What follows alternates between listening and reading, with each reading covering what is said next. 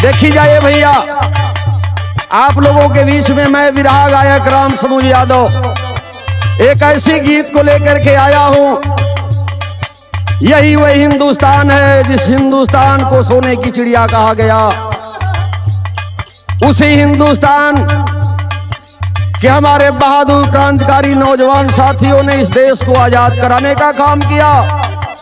वही अन्न है, वही पानी है, वही खादी का कुर्ता है जिस खादी को पहन करके महात्मा गांधी ने इस देश को आजाद कराया, आंदोलन चलाया। वही खादी का कुर्ता हमारे हिंदुस्तान के कुछ नेता पहनते हैं, लेकिन करते क्या है उनसे कहना है, उन नेताओं से कहता हूं जो इस देश को तोड़ने का काम करते हैं, मजहब में बांटने का काम करते हैं, जात धर्म में बांटने का काम करते हैं।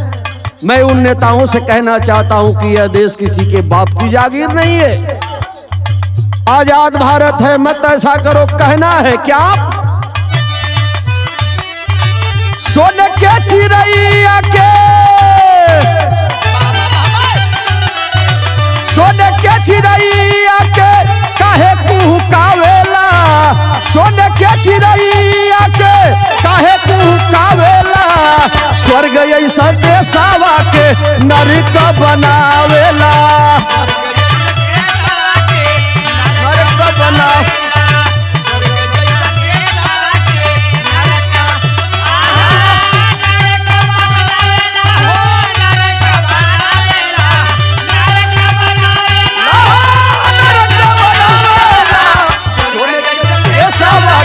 नरक बनावेला,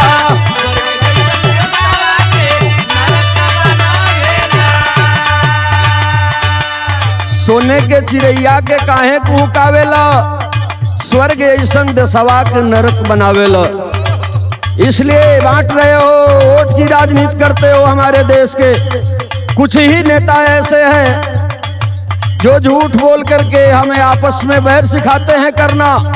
हिंदू मुस्लिम क्यों करते हो? नफरत का भाव मत फैलाओ।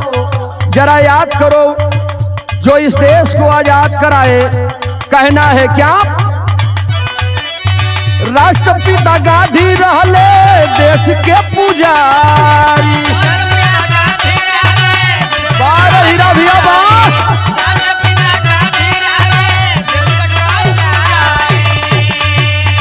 देश के आजाद कैले बन के खतरधारी।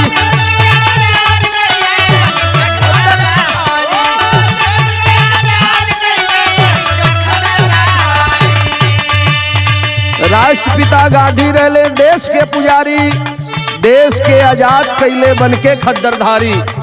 एक बात जरूर बताऊंगा, निकले थे महात्मा गांधी बिहार में, एक दरवाजे पर पहुंचे, दरवाजा को खटखटाते हैं, एक बुढ़िया निकल करके आई, प्रणाम करते हैं, माँ बापू आप मेरे दरवाजे पर आ गए। सवाल करते हैं महात्मा गांधी रे माँ क्या घर में केवल अकेली है आप? उस बुढ़िया ने कहा था नहीं, मेरी बहू है, मेरी बेटी है। तो कहा क्यों नहीं दोनों आई? कहा था उस बुढ़िया ने महात्मा गांधी से कि बापू जो साड़ी पहनी हूं मेरे घर में एक ही साड़ी है, मैं आपसे मिल करके जाऊंगी तो मेरी बेटी उसी साड़ी को पहन करके आएगी, मेरी बेटी जाएगी तो मेरी बहू आएगी। वहीं से कसम खा लिया महात्मा गांधी ने, इस श्वेत वस्त्र को तब तक के लिए फेंक दूंगा जब तक कि हिंदुस्तान के आवाम के ऊपर वस्त्र न हो। वह थे महात्मा गांधी और वही सफेद कुर्ता है। नेताओं तुम क्या कर रहे हो? आज खद्दरधारी बन के,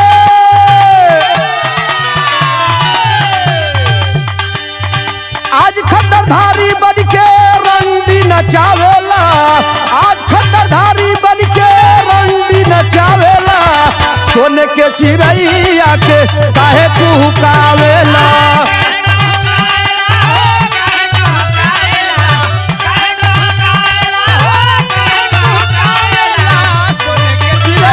के काहे कुहकावेला।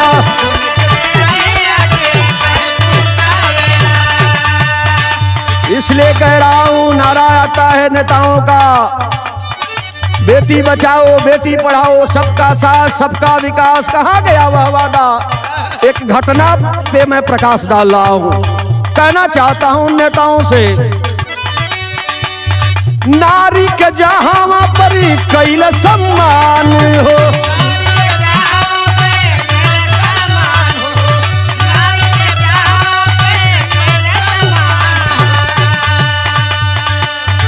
आबरू बचावे बदे दे दिहले जान हो,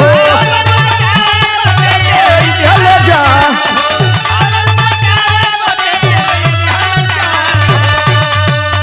12 बजे रात को बेटी जलाई जा रही है। क्या यही तुम्हारा विकास है? केवल वादा करने से नहीं होगा।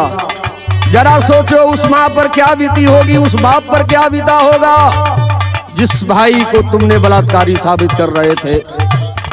तो इसलिए कहना है, अपहरण बलात्कार तू तो करला करावेला, सोने के चिड़ैया के काहे कुहुकावेला।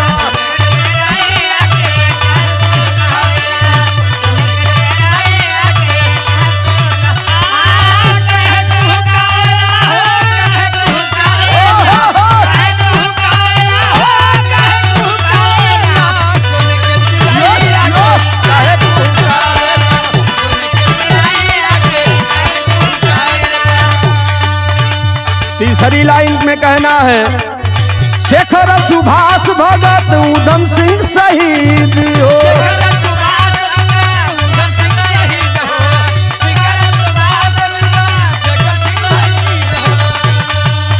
देश पे कुर्बान भइले अब्दुल हमीद हो।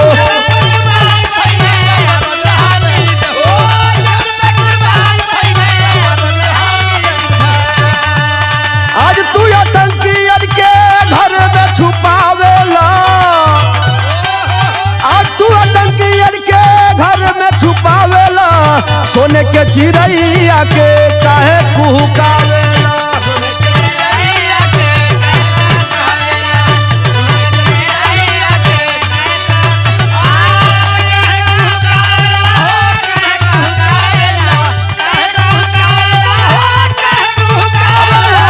सोने के चिड़ैया के काहे कुहुकावेला।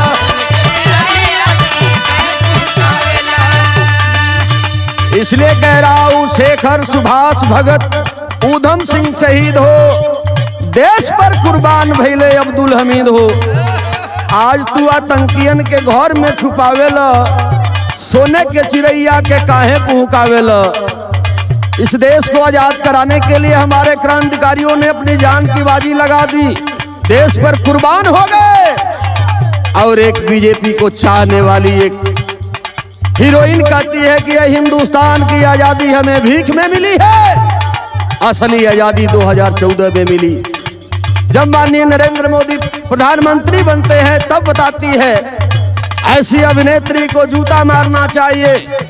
हमारे उन जवानों को, उनकी शहादत को तूने व्यर्थ कर दिया।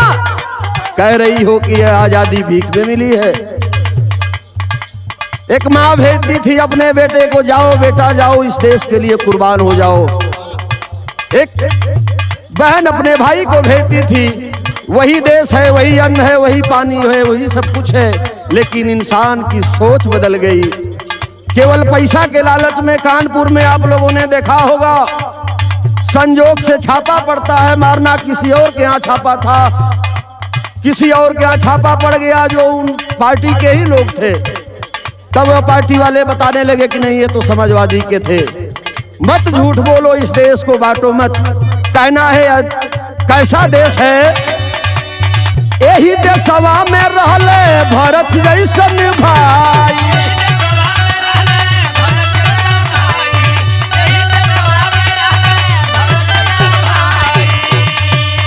भाई के खड़ा ऊपर के कैले सेवकाई।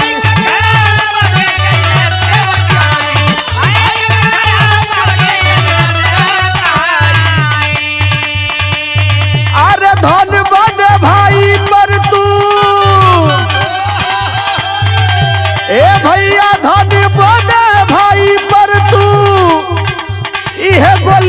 चलावेला, धन बन भाई पर तू गोलियां चलावेला, सोने के चिड़ैया के काहे फूकावेला।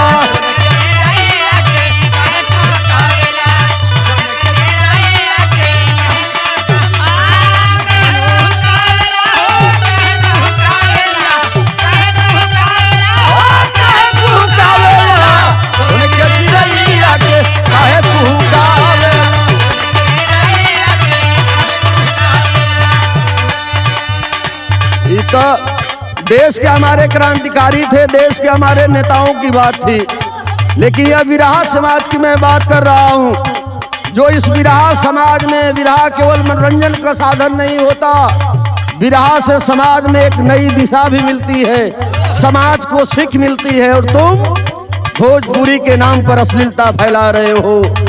जिस गीत को हमारी माँ बहन, तुम्हारी माँ बहन सुनेगी, मत ऐसा करो, मत अश्लीलता फैलाओ। कैसे कैसे लोग थे इस देश में, कैलन का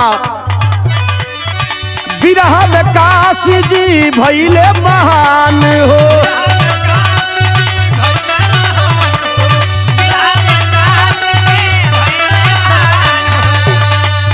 85 के गीतिया के कैले गुणगान हो।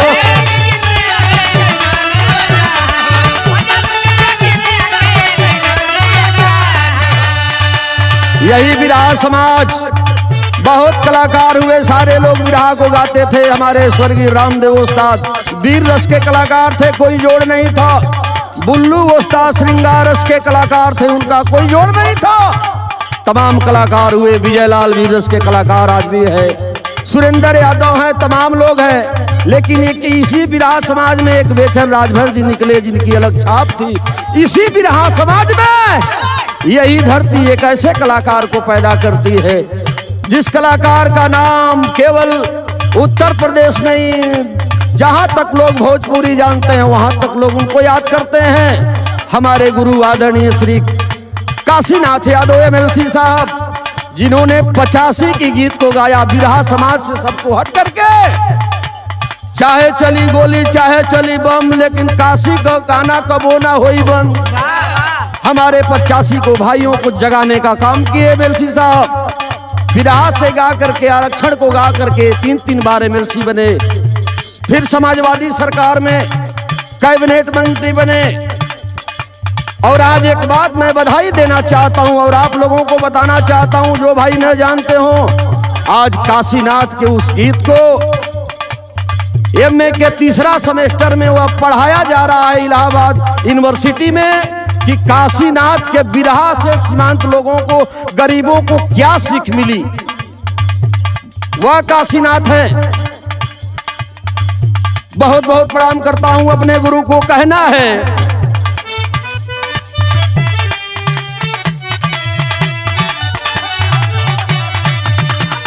अरे राम समुझई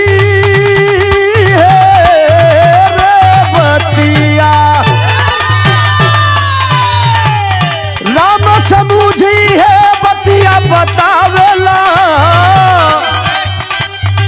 भैया राम समूझी है बतिया बतावेला। आ स्वर्ग ऐसन देशवा के नरक बनावेला, नरक बनावेला।